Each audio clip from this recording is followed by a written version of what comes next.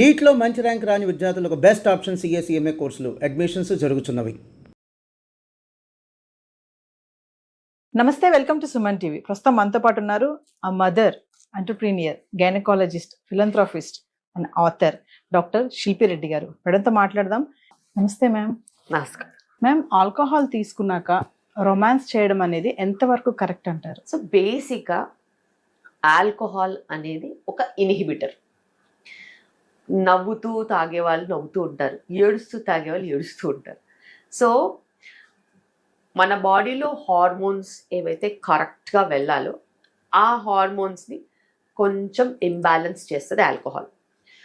ఆల్కహాల్లో కూడా content of alcohol and level of alcohol, level of intoxication, దాని తర్వాత ఎన్ని ఇయర్స్ నుంచి ఇవి తీసుకుంటున్నారనే దాన్ని బట్టే మనము మాట్లాడగలుగుతాం.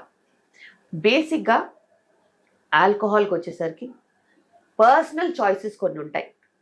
కొంతమంది ఆల్కహాల్ ఆహ్లాదకరంగా ఉండడానికి వాడతారు, కొంతమంది ఆల్కహాల్ జస్ట్ ఆ రోజు స్ట్రెస్ రిలీఫ్ అవ్వడానికి వాడతారు, కొంతమంది ఆల్కహాల్ మంచి సెక్షువల్ లైఫ్ ఉండాలని వాడతారు, కొంతమంది ఆల్కహాల్ అసలు జీరో సెక్షువల్ లైఫ్, నాకు అసలు సెక్షువల్ లైఫే లేదు, నేను మందు మీదే ఉంటానని చెప్పి మందు మీద ఉండే వాళ్ళు ఉంటారు. So personality person to person alcohol డిఫరెంట్గా బిహేవ్ చేస్తుంది. బట్ ఏం చేసినా కూడా alcohol is a disaster. Basically it's a substance abuse. కొంతమంది సోషల్ డ్రింకింగ్ కోసం యూజ్ చేస్తారు, కొంతమంది ప్రాబ్లమ్ సాల్వింగ్ కోసం చేస్తారు, కొంతమంది ప్రాబ్లమ్ ఎస్కేప్ అవ్వడానికి చేస్తారు, కొంతమంది ఎడిక్ట్ అయిపోయి చేస్తారు. ఇవన్నిట్లో కూడా మనం ఎక్కడ ఏది చూసుకున్నా కానీ మా వరకు వచ్చేసరికి ప్రీ ప్రెగ్నెన్సీ, పోస్ట్ ప్రెగ్నెన్సీ అసలు జీరో ఆల్కహాల్ లిమిట్స్ ఉంటాయి.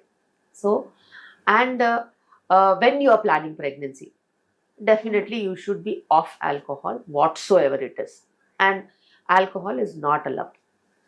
But konni cultures lo it is allowed, konni families lo it is allowed, konni times lo social drinking is allowed. That is all again personal space. And sexual activity ko chesinattaute alcohol as such decreases sexual libido and it will not allow you to enjoy the feel. కానీ కొంతమంది అది believe చేయరు. And it is one of the reason for impotency also. It is one of the reason behind not even enjoying the act. But అది person to person vary అవుతుంది. And alcohol క్రానిక్గా తీసుకున్న వాళ్ళకి ఖచ్చితంగా difficulties ఉంటాయి. And ఆ difficulties express చేయలేక violent కూడా అవుతారు. Again alcohol double edge sword అంటారు కదా, నచ్చే వాళ్ళకి నచ్చుద్ది, ఇచ్చే వాళ్ళకి ఇచ్చుద్ది, కట్ చేసే వాళ్ళకి కట్ చేసేస్తుంది అన్నట్టు. అంటే మేడం, ఆ టైంలో సెక్స్ చేయడం వల్ల లేడీస్కి ఏమైనా సమస్యలు వస్తాయా? సమస్యలు అంటూ ఏముండవు, కానీ ఒక్కటి మీరు గుర్తుపెట్టుకోవాలి. If you are high on alcohol, contraception సంగతి మర్చిపోతారు. Failed contraceptions, unwanted pregnancies, sexually transmitted diseases, barrier contraception వెళ్ళిపోద్ది ఎక్కడో. సో ఇన్కన్సిస్టెన్సీ వస్తుంది. This is another reason why so much of rampant sexually transmitted diseases are common in substance abuse people.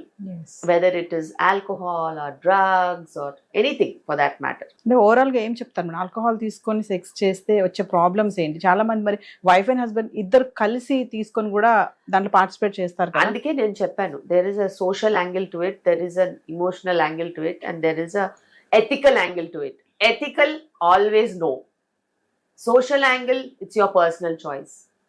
And emotional angle, when you are down, it might pull you up. But when you are super down, it will never pull you up. So, atla, absolute ga meeru sexual life enjoy cheyalante, you should be off alcohol. That is definitely true. Because with alcohol, there are so many problems that it gives in long term. కానీ చాలా మంది అంటున్నారు alcohol తీసుకొని చేస్తే కొంచెం మనకి encouragement ఉంటుంది, ఉత్సాహంగా ఉంటుందని అంటారు కదా మేడం. మరి వాళ్ళు ఫాల్స్ ఇన్హిబిషన్స్ ని పోషిస్తున్నారు.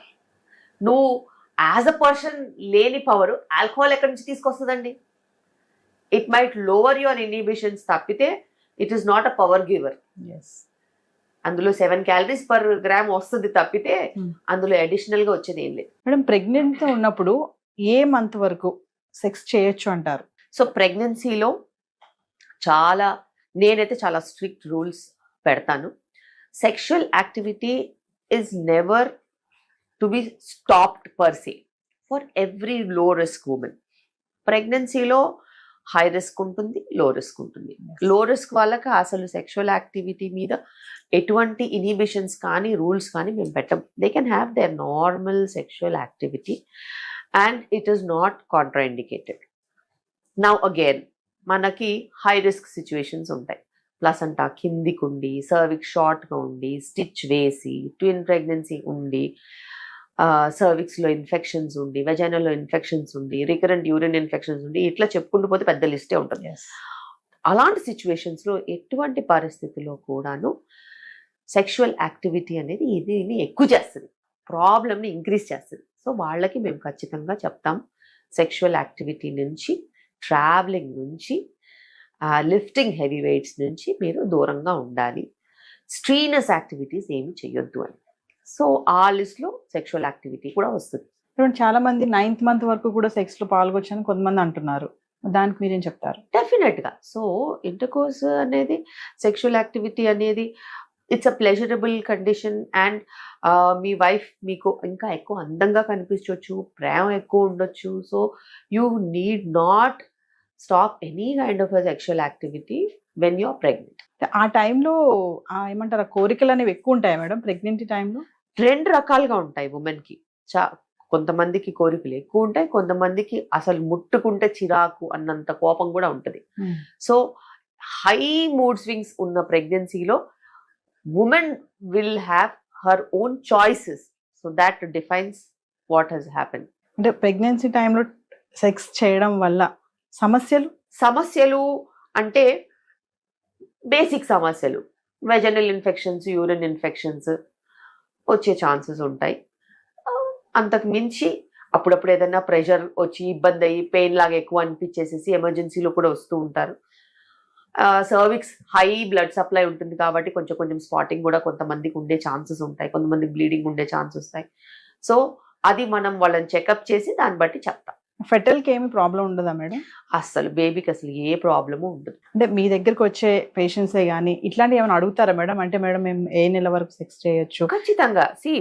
ఆబ్స్టెట్రిషియన్ అనేది మా ముందు వాళ్ళకు ఓపెన్ బుక్. సో బేసిక్గా they have to discuss such things and they have to clear. Otherwise internet is full of non sense అన్నట్టు ఎవరికి నచ్చింది వాళ్ళు తీసుకొని చదువుకుంటారు. అది కరెక్ట్ కాదు. నీ సిచ్యువేషన్ని బట్టి, నీ మెడికల్ కండిషన్ని బట్టి your doctor will be able to tell you what is safe and what is not safe for you. Yes. Thank you, ma'am.